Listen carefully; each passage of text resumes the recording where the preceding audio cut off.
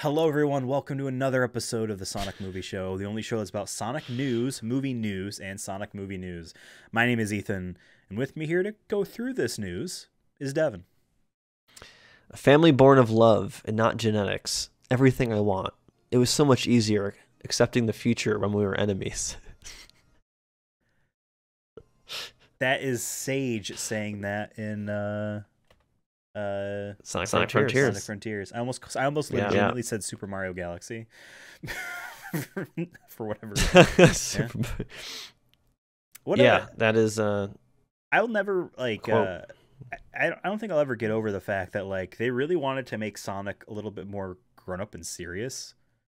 And now you compare that to like what the movie Sonic is. I don't want to say he was grown up and serious in the game, but like it implies that he's done everything that the games have had. Right. You know what I mean? He's gone through all that shit. He saved the world, I guess, a couple times, you know. Yeah. But you compare that to like the movie where like he is a kid. You know what I mean? He could use Sonic Frontiers as advice, you know. Sonic meets Sonic, you know. Well, happy weed birthday, by the way. That's right. Hitler's favorite holiday. Everyone on Twitter lost their check marks, and they're happy about it because now it makes it easier to block people that have a blue check mark. I've subscribed to a block list, Block the Blue. It automatically blocks everyone that subscribes to Twitter Blue. Block the Blue. Unless you were already following them on Twitter, it blocks everyone that subscribes to Twitter Blue. So I never see them. It's beautiful, Devin. I still see like the corporate accounts with their stupid gold one, but like the yellow one, they're all blocked. I will never see them. I haven't seen any. The only one I've seen so far is I think like someone I follow who I'm like, I guess I could unfollow them, but like I don't know. It's like politics people, so it's just like whatever. There's a few artists I follow who have it, and I'm like, man.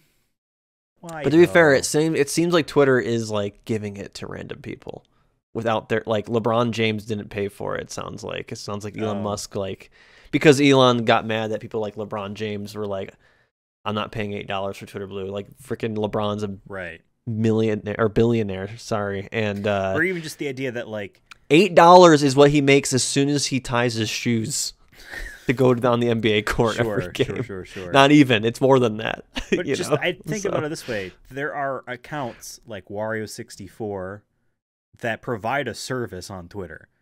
You should be paying them. You should be paying Drill for being funny on Twitter. You know what I mean? The man has never been verified, even before. There are old tweets that are him basically saying he deserves to be verified, and he'll make up a story of why, you know, in his Drill fashion. Like now, I don't want that. He doesn't want that. Also, real quick, can you slide to the left a little bit? Yeah, there we go. There we go. Perfect. There we go. You know, we were talking about the Sonic movie earlier, and I think we have a news story here that's related to that. Oh yeah, this is a news episode. That's right. This is a new episode. A new news episode. Do we want to talk about that? Let's talk about it. Why don't you kick us off? Yeah. So our first main story, our big story, because we literally recorded, what was it, the day before, or maybe a couple days afterwards. We recorded our Sonic Movie 2 Part 3 review, and in that episode, like the last like 20 minutes, we were like, oh, kind of talked about like what's Knuckles' show gonna be? Is it even coming out still? Because we haven't heard anything. We're a little bit concerned we haven't heard anything, and then literally a couple days later, I know it's like, oh, it's coming out. So yeah, Knuckles Paramount Plus for sure. We already knew that, but it's more confirmed now. It announced that there's a cast, and there's some details about the plot, which isn't the plot is like one sentence really, but it's not something I was expecting. But also now that I'm reading it, it kind of makes sense just with like the scope of this. I think that they're aiming for. It does. The other thing is it does confirm take place after Sonic Movie 2 and before Sonic Movie 3. So this will be tied in. It was a toss up on whether or not, you know, we kind of assumed, but like they could have done something beforehand, you know, for sure. Or just a standalone thing that isn't quote unquote canon. You know, it's just like the character is you know what I mean? It's just used. First thing, Idris Elba's in it, which that was one thing I was worried about after watching that short on the bonus disc of Sonic Movie 2, where it wasn't Idris Elba as Knuckles. So Idris Elba's in it, so I think already we're in in good hands. And there's a couple other actors. Adam Paley is in it. There's Eddie Patterson. I don't know many of these people, but I'm sure if I saw them, I didn't look up everybody. Julian Barrett, Scott Muscudi, Ellie Taylor, and then Rory McCann, who's from Game of thrones as the Hound. He's cool. Oh, and I've been reading those books. I don't like for some of the characters. I'm like, I wonder who is this person played by Gwendolyn Christie? No, probably not. Is this person? But okay. Yeah, he plays the Hound. And then another guest star is Tika Sumpter is in it, reprising the role of Maddie. So that's cool. But Tom is not going to be in it, which is weird. So, it's very weird. And obviously no Eggman. Yeah. So, but I guess to be fair, we weren't expecting Eggman, but yeah, no Sonic or Tails. Maybe if they are in it, they're going to be special guests. So it does say, to be fair, additional casting will be announced at a later date. Sure. So, but it might be by episode where this guest, like I don't think Tika Sumpter is going to be in every episode. I can see maybe majority in the beginning.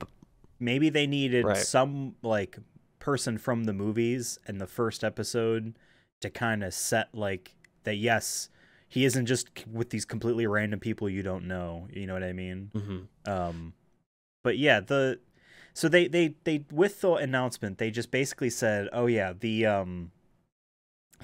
kind of idea is that Knuckles agrees to train Wade, who is like the sidekick cop. He's a cop. Green Hills. He agrees to trade Wade as his protege and teach him the ways of the Echidna warrior. What do you think about that? I have thoughts. And I know you don't like Wade the character. I like him way more in the first movie than the second. I don't think he's utilized in the second movie as much as he could have been. Right. I think it'll be. I'm not like. Hell yeah, this is great. Like I actually think the idea of like doing kind of like a Knuckles prequel kind of thing, I think would have been maybe cooler. Maybe I guess more for the kids. But if they're really trying to tie this in with the movies in some way, maybe this is one way they're doing it. And maybe James Marsden's Tom Wachowski there. Maybe he's not going to be in the third one. Maybe there's a conflict there with like scheduling or something. Yeah. I hope he's in it. Because or maybe this is a way to set that up. Because he's in the X-Men. It'd be funny if that was a lie. But I don't know. I just feel like maybe there's just something they had ideas for that they didn't get to put in the movies. It could have been something like that. I'm not like opposed to it though. I guess I'll say I'm not like down on it. It's more of just like I wasn't expecting this, but now like reading about it, maybe it just makes sense with they already have a repertoire with some of these cast members from the movies. And maybe their scheduling is open, you know what I mean? And maybe there's some story or even maybe there's a bit that they really wanted to do in the movie. They just couldn't find a way to make it work, and they make a whole episode for it. Like I know our thoughts in our episode, what we want from a Knuckles TV show, had a lot of world traveling or space traveling things, and the cast and that line implies Green Hills and a lot of people talking and doing things, which is a lower budget than having Knuckles climb a mountain, I feel like. Maybe it won't. I don't know. But here's my thing. I don't think that that's the plot of the show. We don't know how many episodes it is. We don't know what the budget is. We haven't seen any footage of it. It looks like they're kind of like in the process still of going through it all. We have that render of Knuckles' hat, which was from the Sonic OVA, which he wears that. I believe that's the only time he wears it. He doesn't wear it in any of the games, I don't think. Maybe I'm wrong. He wears it in the murder of Sonic the Hedgehog, apparently. But that line there suggests that is the purpose for the beginning of the plot, and then I think things happen, because if that is the entire plot, then that's, I don't want to say it's lame, but what it reminds me of is like a 2011, 2012 web series that is a tie-in to a show or a movie or a game, where it is completely skippable. It's meant to be a little funny. The episodes are 5 minutes, and there's 6 of them, and they're I guess on they could YouTube. theoretically be like I Am Groot kind of scenario where it is just 5-minute episodes and there's 10 of them or something. That idea reminds me of that, because like I don't want to watch that. If that's all that is, and like I don't know if I wasn't part of the show with you, I would not be signing up for Paramount Plus to watch that. That's why I'm hoping, and that's Paramount why I'm Plus, kind of I think it's not that. Yeah, I feel like Paramount Plus to a degree also doesn't, like, it's different than like Disney Plus, where I think Disney Plus can get away with doing the I Am Groot because kids are on Disney Plus watching Paw Patrol or whatever the fuck. And yeah, with Paramount Plus, I feel like there's a different level of, I guess, expectations and like wide variety of content. And I know Paramount Plus isn't really, I feel like a lot of people I've talked to don't usually have it. So I feel like you can't drop the ball on, well, we'll talk about it in one of our other news items, is the second most video game movie selling franchise at this point. So you don't want to really like just do, I don't know, but like we'll see. I will say this though, there's also John Wintington, hope I pronounced that right, who did the screenplay for Sonic 2, is writing the pilot episode and is also serving as head writer and executive producer. Is it Neil H. Ortiz of One Race, of Fast and Furious One Race fame, still also attached to the show? I think I read that. Might have been. Also, Jeff Fowler is directing the first pilot episode and is also executive producer. Yeah, Neil H. Ortiz and Toby Asher of original film, and Toru Nakahara. Right, film. All members of the film creative team serves. So like everyone's executive producing. So that's cool that like they're keeping the house, keeping the gang all together. Yep. Pretty crazy. And I was like, this is from Variety. So in total, the two films have earned over $724 million at the global box office. Remember that number for later. 724 million. It's a good amount of money. Yeah, I feel like we don't also know how many Kid Cudi's episodes in it this. is. Let me click on that. He announced that, which I wonder if he had a deal with that. Either A, they just loved him and he got in, he auditioned, whatever. But part of me wonders if like, hey, I'll do that song for the end credits if you let me be on the Knuckles TV show, or like cast me in your next thing. Yeah, which is gonna be cool.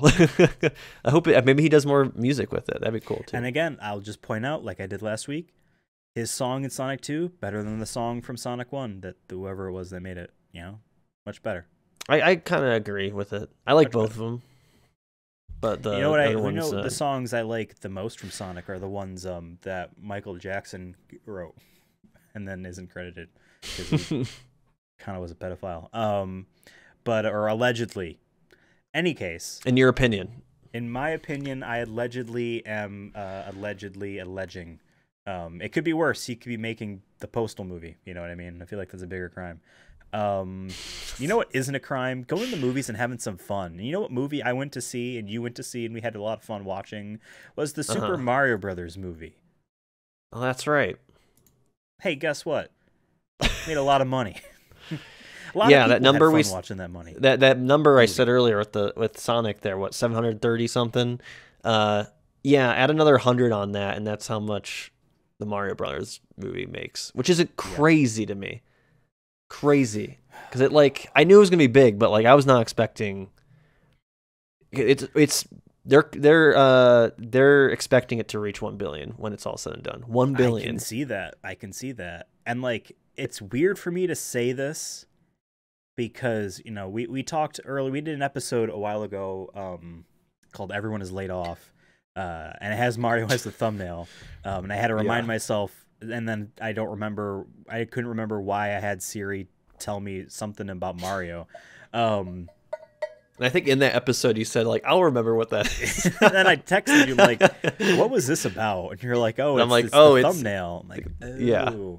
Yeah. In that episode, we talked about, like, I mentioned that, from what I've heard, from what people have heard, Nintendo is a very more worker friendly than others. Like they don't crunch, supposedly. They treat, you know what I mean, that type of thing. But like Yeah. you just go off the words of people that want Nintendo to be loved.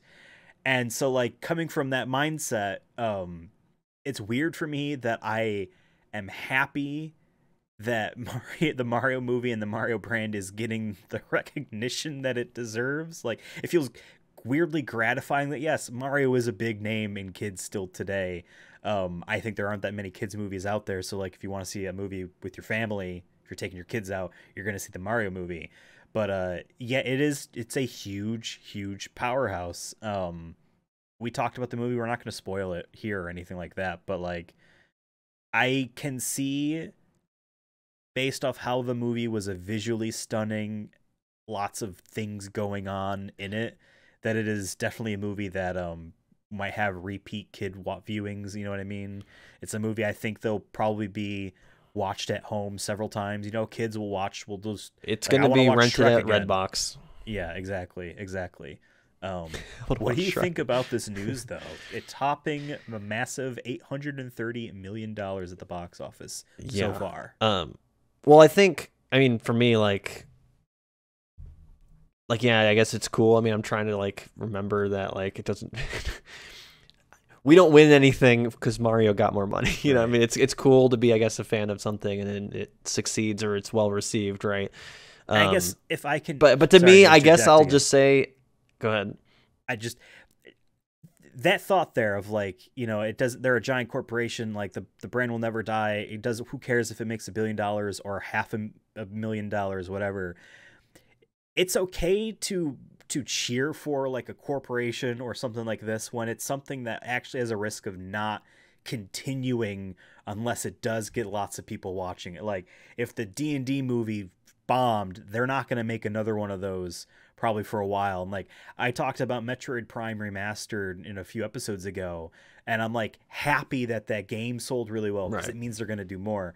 So like you can still feel that way, and I think we feel that way a little bit. But at the same time, like they were never at the risk of not making another one of these or Mario dying. I mean, I think we both going in were like, this movie's gonna at least make its money back, minimum. Yeah. Like unless it was like really, really bad, but even then, I still thought it would make its money back because I don't know what the budget was. I think it was like $100 million. Like it wasn't like a confirmation huge budget, on it, but it was the biggest budget Illumination ever I've had to have, and it was over $100 million. Okay. So. Yeah. But like, yeah, with all that, I think Nintendo did a good financial choice of getting Illumination to work on this and not just, I don't know, in-house doing it or like going somewhere else. They went, I think kind of in the North America market. And then, you know, and they knew it was going to make bag in, you know, Asia, Eastern markets. But yeah, I think the big thing for me is, I feel like we've kind of, even just like in the last like 6 months, we both are kind of like, we're done with Marvel a little bit. So I'm kind of glad to see that like it's not a Marvel movie leading, like force Disney, Marvel to like, I don't know, do something, something different. Because Ant-Man only made 474. They still have, I think, the Marvels coming out. And did you see that trailer? No, I didn't. I'm done, dude. I'm done. I'm being on it. I'm being done with Marvel. I am not watching the trailers. If I see it on my feed, I'm just don't care. Okay. I'm trying to do it. I'm trying to keep myself honest. I will say at the very least, it looks like it has a more interesting premise than the Ant-Man movie, which I didn't see. And I'm an unapologetic Captain Marvel first movie enjoyer. Yeah, you love your military propaganda. I didn't. Well, yeah, Ethan actually signed up for the Air Force afterward. every single time. You call them at least. You call them afterward. Exactly. Yeah, that trailer looked like it has a fun premise. Mm-hmm. I probably won't see it though. Not right away. Yeah, so there was that, and then the other like I guess.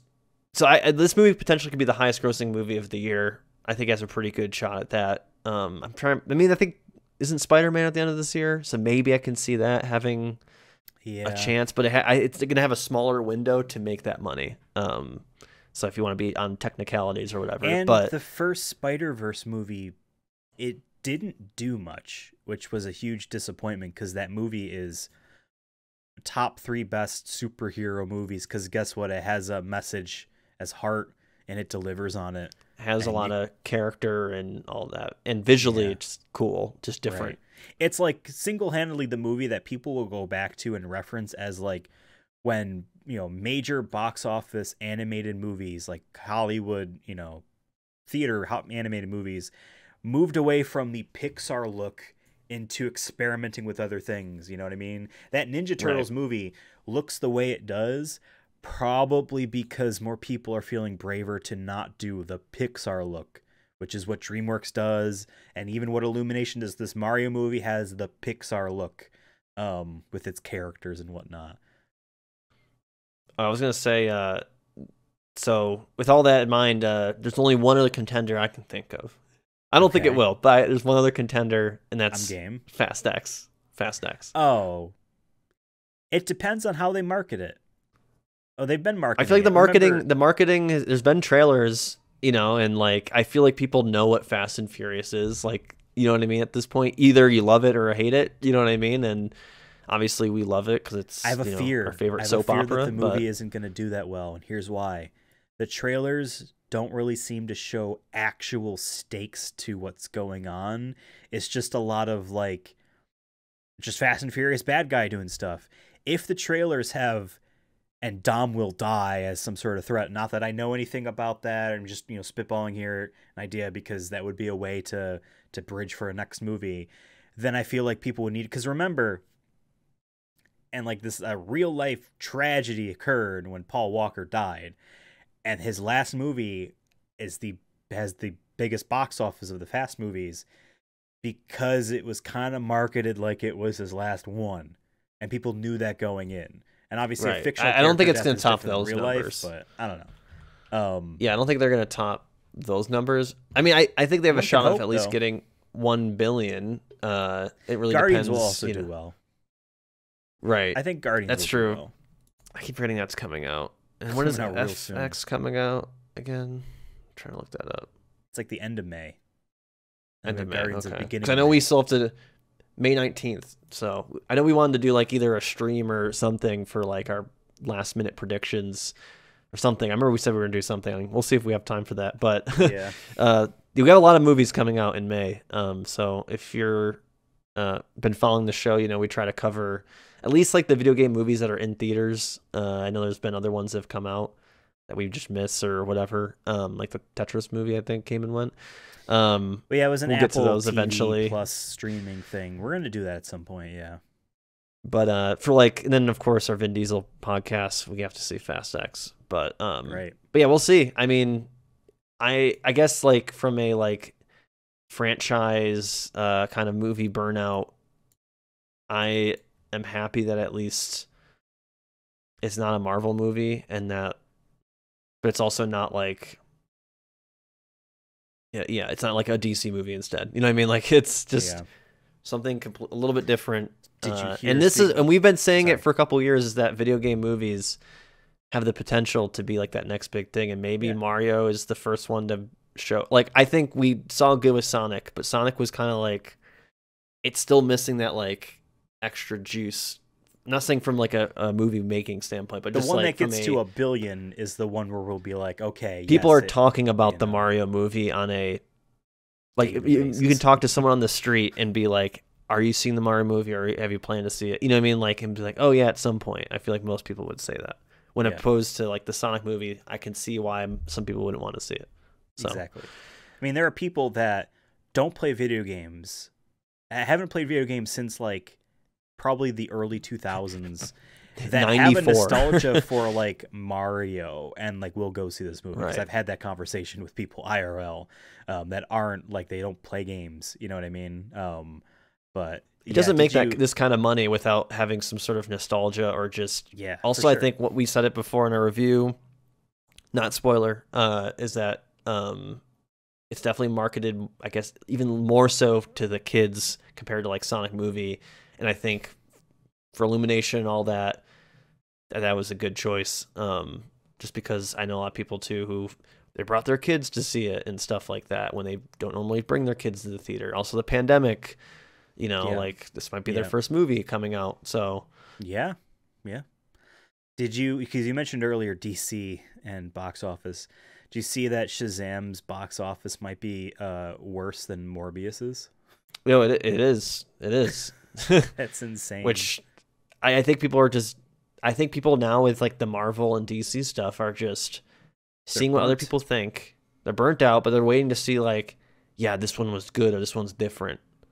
You know? My they're theory, they're gonna milk this cash cow until it fucking dies. Right. We know this because even point, diminishing returns are returns. You know what I mean? And that's all that matters for a for-profit corporation. My theory is, I feel like again this is a theory, so I have no evidence. Probably more people would have seen it if there wasn't that James Gunn shakeup of, hey, this is what we're doing. Like, why should we care? Because guess what? This movie doesn't matter now. It doesn't mean anything with the others. I feel like they should have waited. They should have waited after that movie came out to like announce that. Absolutely. I feel like there are two types of like the Marvel movies and like in superhero movies that have these big connected things. There are the ones that matter, and then there's the ones that are connected. And like for a lot of people, they will see Eternals because it's a part of that universe, and what if they need to know even if they have no something, interest in it, right? But then like Guardians of the Galaxy Volume 3, people want to see that, so they will go regardless. They will go see Avengers, they'll go see Spider-Man, they'll see Iron Man. Well, Iron Man 3 was 2013, but and if you're going for DC, the Batman, right? There's a reason why they're gonna the reason they're not getting rid of that. James Gunn's not getting rid of Matt Reeves' The Batman series. It's because that movie was more critically acclaimed and also got good money. Yeah. Exactly. So, and like Ant-Man's a good test of that. How much does this matter? I guess it kind of matters, but then recent news sources, maybe they're going to recast an actor that was in that movie. You know what I mean? If he's supposed to be their big bad guy. Like, but I think like also I heard it wasn't very good. So it's just like, okay, right. I'll just wait for it on Disney Plus. If I there was other movies out at the time too, but where the I'm next like, Spider-Man I'd much rather movie, see that. They are 100%. People are just going to show up because that's trusted. But like, they're kind of hitting the spot where it's like, do we need a sequel to Shazam? The first one is a fun idea, sure. Do we need a sequel to Shazam? Do we need a third Ant-Man movie? Are we gonna do a second Eternals? Right. Shang-Chi, I can leave it or take it. But some of these, like, again, some of these characters... dude, I don't think Black Panther 2 did... I mean, I don't have the box office numbers in front of me, so... It did worse than the first movie, but it did better than Ant-Man by, like, a couple hundred. Okay. And, like, that one was just fine. I think it looked really rushed at moments, but it was fine. And but you're going back to, like, the Fast and Furious thing with Paul Walker passing away. Yeah. I know it's fucked up, but they do this. They market it as like, oh, this person died. Heath Ledger and freaking Batman or Dark Knight there. I mean, with Chadwick Boseman dying, I'm surprised. I thought there'd be more hype around Black Panther. The trailers were basically saying, he's dead. Like the impact of the actor dying is what the trailers of tone was about. I didn't see that. But I just feel like there wasn't that many people. Like, I don't know. Once again, we shouldn't base too much about like what our personal social circles are.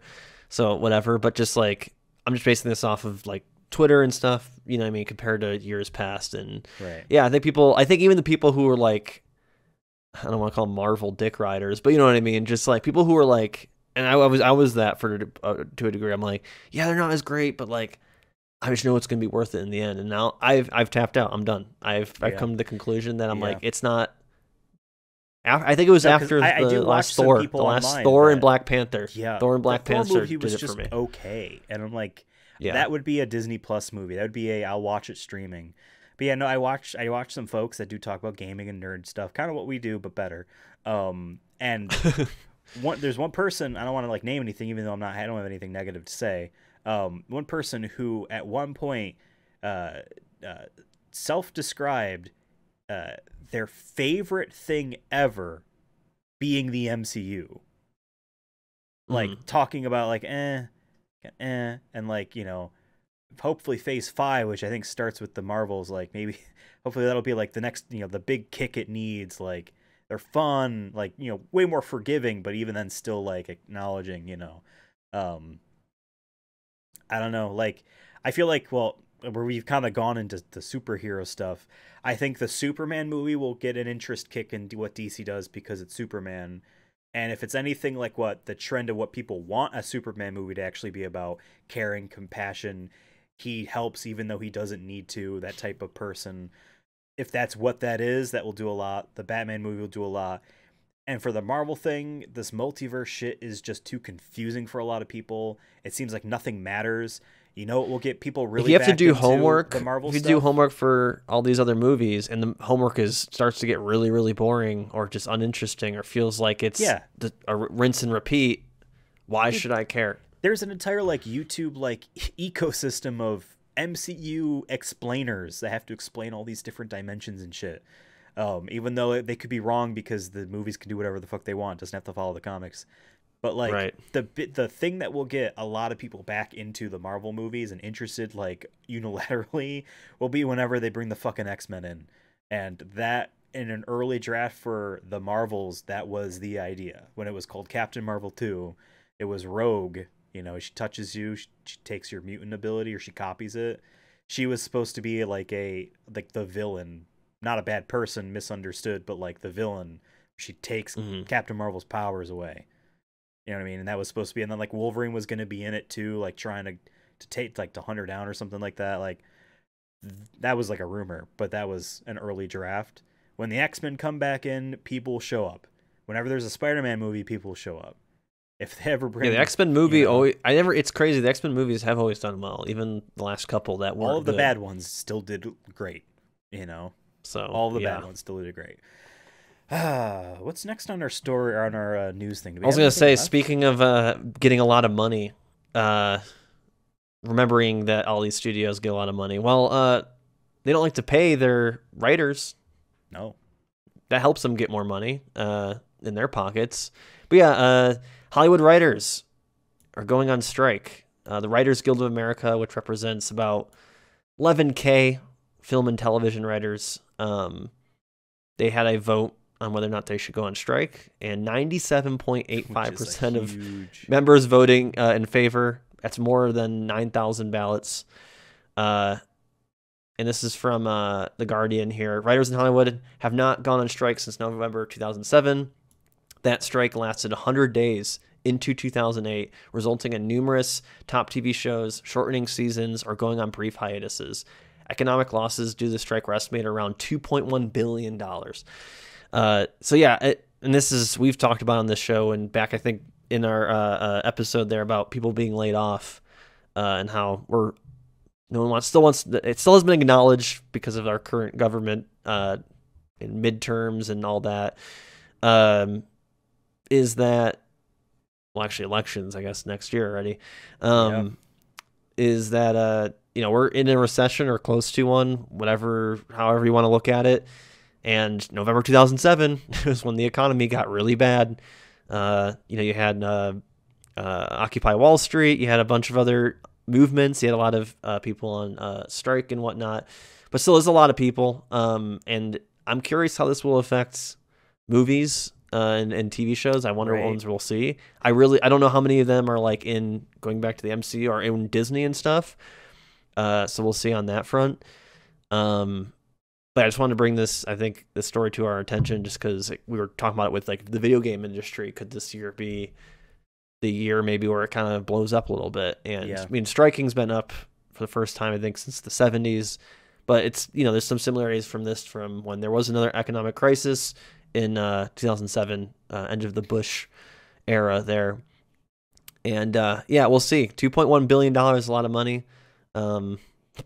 That's an Avatar's worth of money losing. We'll see if maybe this, because there's other writers, I'm sure, who aren't part of the union. Maybe they join the union. Maybe they create their own. Maybe they just go on wildcat strikes. 2.15% of WGA members that didn't want this. So who knows? Yeah.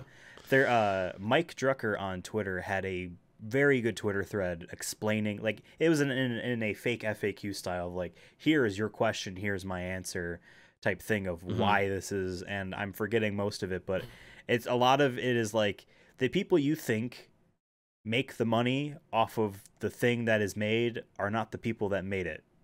And like it's one of those, like, you know, the people that make the things in life are often not the people that benefit, and you could cut out not the middleman but the higher man there. You're like, sure, just because you bundled this all together doesn't mean that you are like a creator. You know what I mean? Right. The executives are the ones that are making the money. The companies are making the money, not the writers. You know, residuals are so small, yeah. etc. And I think like with inflation and all that stuff, it's just getting worse and worse. You know what I mean? But yes, and like we've talked about this in the past too. Like Netflix and places, you know, they will essentially, instead of ordering 3 seasons of a show, will order 1 season of a show and have it be really long for animated stuff in particular. Because guess what? In between seasons, there's guaranteed pay increases. They don't have to do that. They do 1 season and cancel it. You know what I mean? That type of stuff. So companies, corporations, content manufacturers are content creators. They're not creators. They're the manufacturers. They're factories where they throw human beings into a giant churner, it's a YouTuber factory, and it comes out with just dollars, you know. Oh, I could have thought of a raccoon in space that talks and has a gun. You know what I mean? That's the same thing as now making it interesting. You know what I mean? I mean, it just goes back to just like, if you look at it from a more classical sense of the factory, right? The car factory or whatever factory. The foreman, the boss, he sits in his office and watches everybody and makes sure that we crank out as many car parts or whatever you're making as quick as possible, and he gets 90% of it. Then there's the 10% or 9% to cover the factory, like maintenance and stuff, and then the 1% goes to your actual wallet. But the one part that you just made or whatever is triple your salary on the floor or on the market floor. So you can apply that to almost everything that humans create. Or how every company works, and movies are no different. Someone has to write the script, or at least be part of the writing room. And then there's so much more that goes into movies that people who make movies in general go underpaid. And I'm talking about the people like the lighting crew. They work 12, 13-hour shoots. Even if they're passionate about it, even if they love it, doesn't mean that they deserve to be living with 4 roommates and an apartment that has no AC or something in LA. You know what I mean? Passion is often an excuse for working in shitty conditions. Well, aren't you supposed to be passionate about this? You know, that's like with the tech and video game industry too. In our other episode, where all the layoffs happened, and but it also goes back to how many times this is like video game companies rely on those people who are like, well, I'm working for Nintendo. Right. Like, there's so many people who would love this job. Yeah. So I like pointing out, I can't complain. Most of the animators at Naughty Dog that worked on Uncharted 4 quit after that game came out because they got burnt the fuck out. You know what I mean? People take sabbaticals, you know? In fact... Yeah, with like Tesla there. Or not Tesla, other Elon Musk, SpaceX. Yeah. But yeah, I mean, like, here's a perfect example because he brought it up. Bruce Straley was a Naughty Dog producer.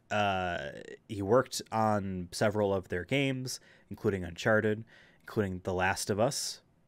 It was co-created by Neil Druckmann and Bruce Straley. You can think of Druckmann as the story guy and Bruce Straley as the gameplay guy, right? If that's kind of like how they went for things. And Amy Hennig was not awful. She was also a part of Naughty Dog for the Uncharted stuff. That was kind of her baby there. He took a sabbatical after Uncharted 4, which eventually led to him resigning. Again, I don't remember what his statement was about it, but I feel like I can just assume it was the intensity of making a game that cannot fail and needs to push PlayStation units and keep the company image at the peak. I don't think they're the greatest video game studio, but to a lot of people they are. He is not credited on the Last of Us TV show. It just says created by Neil Druckmann. And he made a comment about that and said, maybe we should unionize. I don't know. Yeah, yeah. Or just like there has to be also a cultural change of like crediting people where it's due, or like maybe credits in movies have to be changed to some degree. Maybe the director's name shouldn't be the first thing you see. Maybe it should be a wall of everyone, like a freaking Patreon list on a video essay. Yeah, and just like when someone has a really long name because they know it'd be funny. Yeah. Maybe Grant Kirkthrope, I think that's his name, who wrote the DK rap, can actually be credited in the Mario movie. You know what I mean? Right. That type of stuff. Oh, the best part. Right. We were talking about the D&D movie off air. It says in the credits, it says Dungeons and Dragons created by Hasbro. You didn't make You didn't make a Hasbro. You bought Wizards of the Coast, who bought D&D from TSR. And D&D was made by two people. One of them is kind of like the Batman thing where the two people create Batman, but only one of them ever got credited until like 2 years ago. And then the other guy like basically got kicked out and tried to make his own game, and then you sued him. Nope, D&D was created by Hasbro. You rent-seeking motherfuckers. You did not make D&D. Sure, you own the people who make it now, but you know, whatever. Yeah. Any case, or just get rid of all ownership, just like it's got to be like you got just get rid of everything. But then I guess keeping on the money front, because a lot of our episodes revolve around money. Makes the world go around. Sega has some money to I guess buy some things. I don't think did Sega do any layoffs? Maybe they did. I don't remember. But in a world of layoffs and unionizing and underpaying people, Sega acquired Rovio Entertainment, which I know you know more about this. If you want to take this away. Rovio, the creators of Angry Birds. We're gonna watch the Angry Birds movie some point this year, pretty soon. I think it's like 3 away. I think it's like Ratchet and Clank. I know it's. It's Ratchet and Clank for you, then Persona for me, and then Angry Birds for you. I think that's how it worked out. So 3 away, not too far. We're gonna see it soonish. They made Angry Birds for mobile phones. I played it back in the day, I enjoyed it, but it was one of those puzzle games where like it feels like there is too much potential randomness to really feel like I can do it perfectly. So I never really got into them, but I enjoyed them. There was a series where there was too many sequels. And I can really only think of one actual sequel where they went to space and like gravity was different and there was like different concepts, but a lot of it was skins. I remember Angry Birds Seasons. It was just more Angry Birds, but like this one's spring, this one's a cherry blossom. It was like that type of shit. And like the height of it in like 2009, 2010, Rovio was worth to them, apparently to themselves, because I think they were private at the time. I don't know. A lot of money, and they had the very bold claim that their characters, the Angry Birds, were more recognized and more iconic than Super Mario Brothers. The movie made more of the money than your company's worth. Just throwing that out there.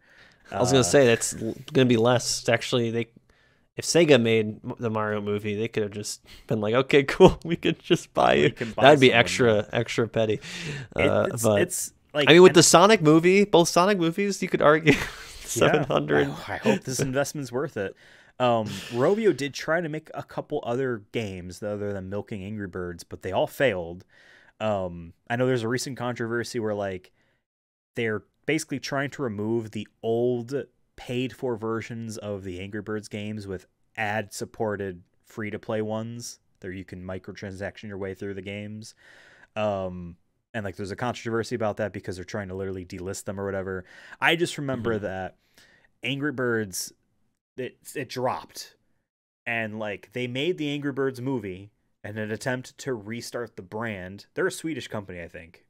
They're like Northern I was gonna Europe. say it says it's to be under Sega Europe. Finnish. They're a Finnish company from Finland. The Angry Birds movie needed to succeed in order to save their company, and I guess it must have done enough because After that, they made another one. But yeah, Sega bought them for 775 million. There was a rumor a few days prior to the sale that it was for 1 billion. You gotta love like if you're in Finland there, if you're at Rovio's headquarters and you're like, wait, Sega only said 775. Who's saying there's a billion? Oh no, we could have made. Maybe it was in a different currency. There was like miscommunication or something like that. Yeah, because you're going from yen to euro, and people are reporting on it in American dollars. Right, right. I guess Finland uses the euro, right? They don't have their own Fin bucks. I think they're part. Yeah, I think so. Yeah. Fin bucks. Well, they actually use V bucks from Fortnite. They actually switched to that recently because they really saw they're like, this is better than Bitcoin. Actually, that's what they saw. Kids love it. The kids love the V bucks. Well, wasn't Italy's currency before they joined and used the euro called a florence or something like that? So all these countries had their own currency before the EU. I mean, we don't know Germany anything. was the mark, and then the UK before they left or whatever. England, whatever. The freaking I always get confused in that whole section. They never switched over. They did the British pounds. The great British leaving pound. the European Union would have been a lot tougher if they didn't. Because I don't know how that works. You go back to a new currency. That'd be crazy. 706 euros is what the sale. Oh, is, so they rounded up. They gave him a couple extra. Probably extra. Have a couple zeros. Yeah. I'm curious as what the ramifications of this are. Now, this technically means that when we go see when we watch the Angry Birds movie, we're watching another Sega movie. They're gonna get that $4 on Amazon or whatever. And I don't mean to be mean, to kick a horse that's when it's down. That's not a phrase. Kick a bird when it's wingless. Yeah, exactly. I don't think anyone gives a shit about the Angry Birds, even kids. Anymore. Yeah, that was.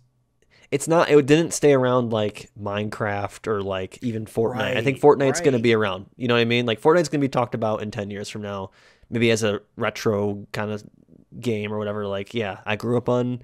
There's people around our age, maybe a little bit younger. I grew up on Minecraft and Roblox. Yeah. And then there's going to be the Fortnite generation.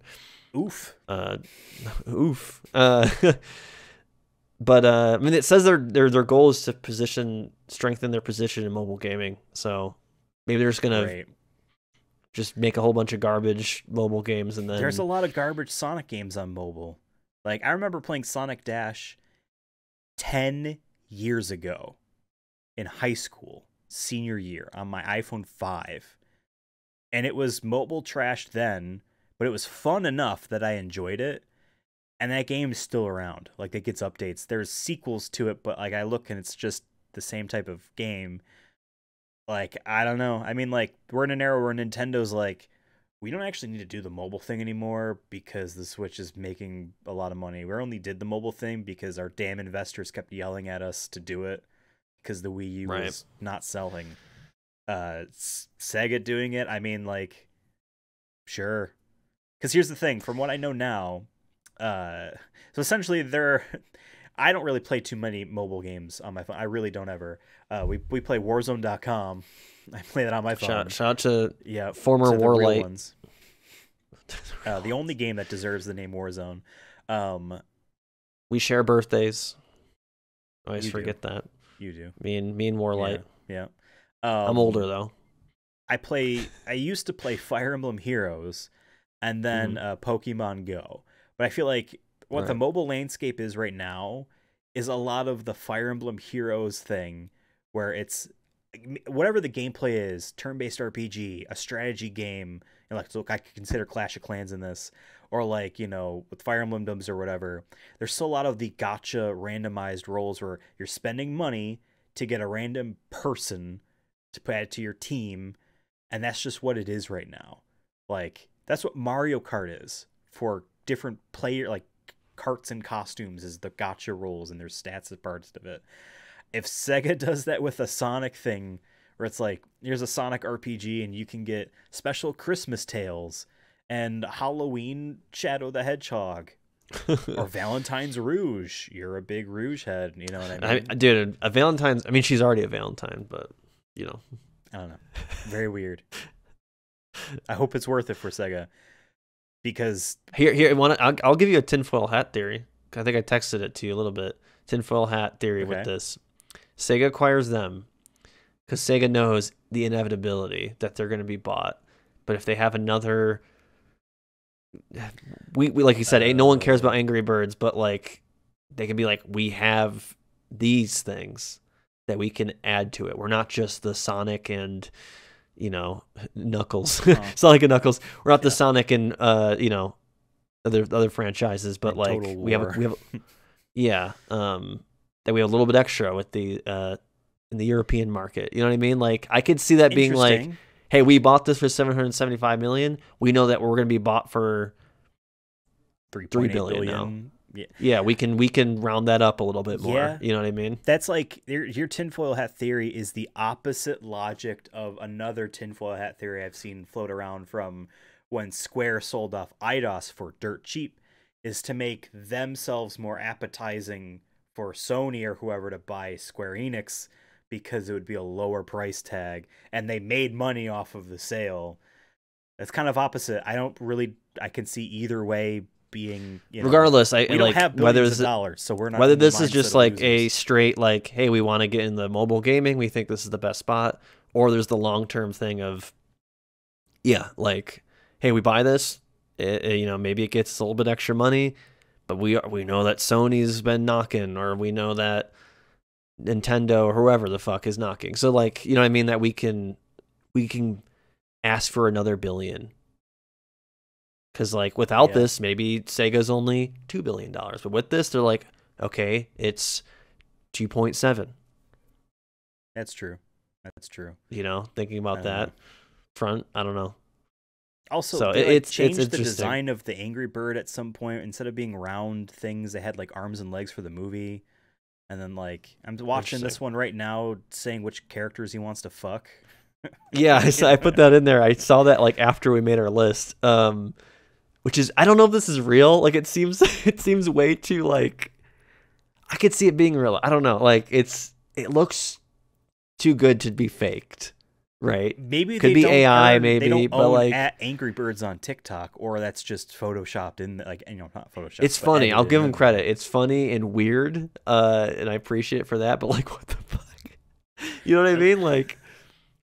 And I guarantee, like, this was probably decided and made before Sega bought it, but I do like the idea because it's from a tweet where our first product of Sega's acquisition of Angry Birds is Red doing Smash or Pass on TikTok, and it just makes, I know this was planned way before Sega probably bought it, but or they probably had no idea, the marketing team, to a degree. But I just like the idea that if you look at it from that lens, like Sega day one, like, listen, we're gonna do Smash or Pass on TikTok. Sega's like first thing of duty. we're getting into the meme game. We're gonna give Red, our famous Angry Bird, a sexuality. It's like when they tried to give the M&Ms personalities. Like they're just candy that are in commercials. Like we don't even have lore, and if you want, go for it. But like it's not going to be as received as you think. I don't know. I've never thought. Yeah, you can't be a Rouge. You can't be Rouge, Now it kind of sounds like I'm trying to really take Angry Birds down a peg so that when we do that movie review, we're like, no one even likes Angry Birds. You know what I mean? Maybe you could get that's your tinfoil hat theory. You know what I mean? Like I'm just trying to lower those points down. What a weird slew of stories we've had today. And it feels like there's just so much else going on in the real world and even in the entertainment world. You know what I mean? Yeah, it kind of gets lost in the shuffle. I mean, there is, I think, more important things going on to a degree, but for me, the most important thing I think is the Hollywood writers going on strike at the end of the day. Some of the stuff is just entertainment, consumption news, and funny, like the Angry Birds Smash or Pass. But I do feel like they're all connected though to a degree, like with like just. We on this show, I think I like that we're not afraid to kind of get a little political and be like, hey, remember that when the Mario movie makes $830 million, but then let's say Nintendo lays off half their staff, just remember that. Just like, it's all bullshit. Yeah.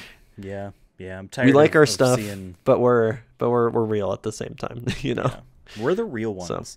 And we're the you're a real real ones. one too. You know how I can tell? Mhm. Because you went on Twitter, You went on Twitch. TikTok, Instagram, and YouTube at Uh-huh. Sonic Movie Show, and you hit the like, you hit the subscribe, you hit the follow, you went into a comment field and you said smash or pass.